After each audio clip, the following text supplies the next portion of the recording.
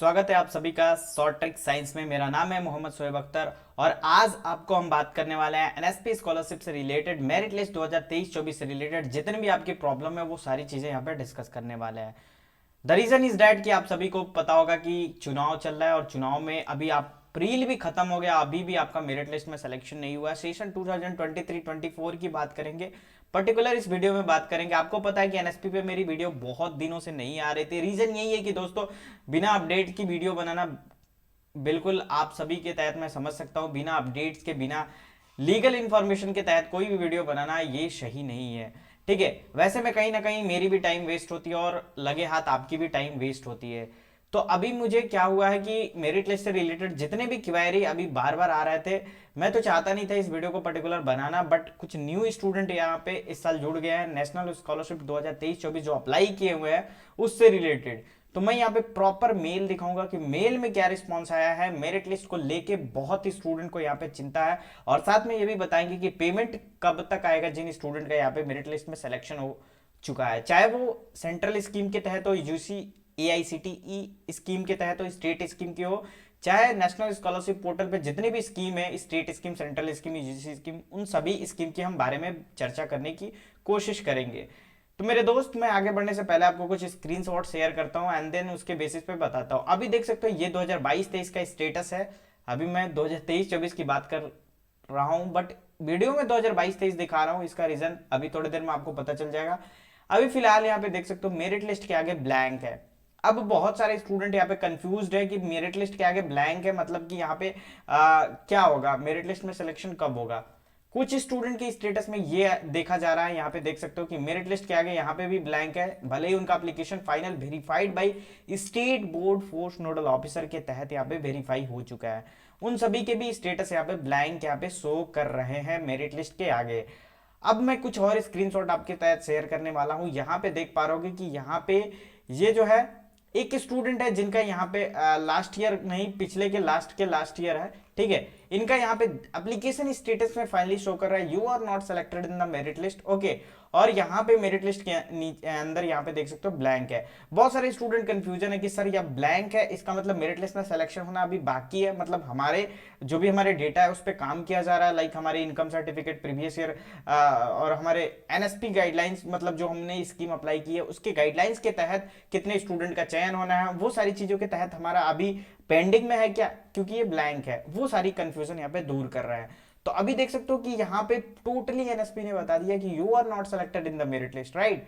मतलब आपकी application status जब तक you are not selected in the merit list ना हो, चाहे आपका 2 साल हो जाए 3 साल हो जाए, डज नॉट मैटर। यहाँ तक कि देखा गया एनएसपी पे कि 2-3 साल के बाद भी पेमेंट यहाँ पे स्टूडेंट को डिलीवर हुआ है।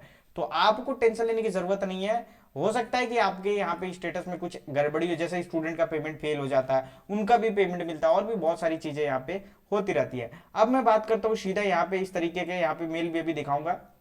यहाँ पे आप देख पा रहे होगे कि यहाँ पे लिखा हुआ है कि मेरिट लिस्ट के आगे बड़ा सा नो लिखा है। अब स्टूडेंट यार बहुत ज्यादा कंफ्यूज है कि सर यहाँ पे मेरिट लिस्ट के आगे बड़ा सा नो लिख दिया है, मतलब कि हमारा मेरिट लिस्ट में चयन होना यहाँ पे क्या हुआ, मेरिट लिस्ट में पूरी तरीके से यहाँ पे खत्म हो गया। तो देखो यार, मैं अपने जो भी अभी तक मैंने जितने साल से ये एनएसपी से रिलेटेड वीडियो बना रहा हूँ उसके एक्सपीरियंस के बेसिस पे अभी बता रहा हूँ कि जितने भी स्टूडेंट के यहाँ पे नो है, एग्जैक्टली मैं तो पूरी तरीके से तो नहीं कह सकता कि यहाँ पे इनका मेरिट लिस्ट नो हो गया तो अब इनका सिलेक्शन होना नहीं है, अब सिलेक्शन नहीं हो सकता है। ठीक है, लेकिन यार बहुत सारे स्टूडेंट यहाँ पे ऐसे होता है, जैसे कि मेरिट लिस्ट में आपका सिलेक्शन हो गया, सपोज दैट मैं स्टूडेंट हूँ जिन मेरा मेरिट लिस्ट में सिलेक्शन हो गया, और मुझे क्या होगा कि मेरिट लिस्ट में सिलेक्शन होने के बाद से हमारा सेंड टू पीएफएफ होगा और हमारी बैंक की कंडीशन चेक की जाएगी, राइट, हमारा बैंक वगैरह। फिर आपको बार बार मैसेज किया जाएगा, एक बार आपको मौका दिया जाएगा आपको बैंक अकाउंट चेंज करने के लिए। अब तो वो प्रॉब्लम भी, वो भी चीजें हटा दी गई है एनएसपी की तरफ से। सीधे आपको डीबीटी मोड चेक किया जाएगा, एक बार सिर्फ आपको मौका दिया जाएगा, और एक बार में आपने डीबीटी सही कर लिया, एनएसपी पीरियोडिकली आपके एप्लीकेशन को फिर से चेक करने की कोशिश करेगी और उसमें पाएगी कि आपके बैंक अकाउंट सीडेड है, आपके आधार कार्ड सब कुछ सीडेड है। देन आपकी जो पेमेंट फाइल होगी वो पीएफएमएफ को वो सेंड कर दी जाएगी, वो पुश कर देगी। तो पीएफएमएफ पेमेंट को यहाँ पे चेक करेगा और फिर वो मेल ट्रेल करेगा।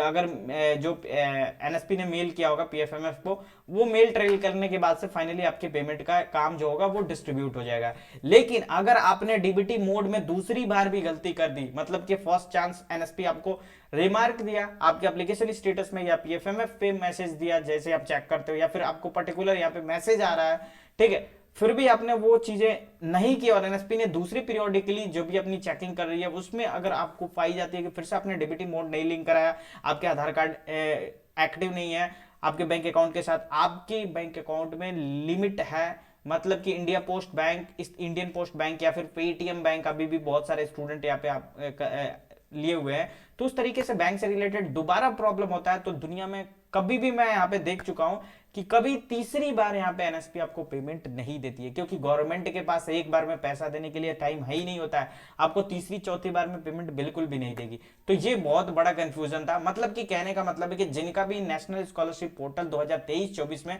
अभी सिलेक्शन नहीं हुआ, आप लोग वेट करिए। यहाँ पे एक स्टूडेंट ने मेल किया हुआ था, ये थोड़ा सा पुरानी मेल है, मैं आपको दिखाने की कोशिश करता हूँ। यहाँ पे देख सकते हो ये सीएसएस स्कीम का है, ठीक है, और सीएसएस स्कीम में स्टूडेंट के तरफ से यहाँ पे अतुल पिलानिया यहाँ पे कुछ है इनके सीएसएस के, आप चेकआउट कर सकते हो मिनिस्ट्री या फिर जो भी मिनिस्ट्री से ही रिलेटेड है। तो यहाँ पे इन्होंने साफ मेल में यहाँ पे स्पष्ट किया हुआ है कि dear student you are not selected in the merit list. जैसे कि स्टूडेंट यहाँ पे सेलेक्ट नहीं हुआ, बोला कि सर मेरा दोस्त का सिलेक्शन हो गया, मेरा नहीं हुआ, दोनों एक ही साथ फॉर्म भरे थे, हालांकि उससे पहले मैंने भरा था, मैंने ही उसको सजेस्ट किया था कि यार भाई तू भी इस फॉर्म को भर। तो ये सारी प्रॉब्लम लिख के उन्होंने मेल किया, तो मेल का रिवर्ट यहाँ पे एक्शन क्या आ रहा है कि dear student you are not selected in the merit list since your 12th class marks are low in comparison to other student who had applied for the CSS scheme in your category gender stream combined।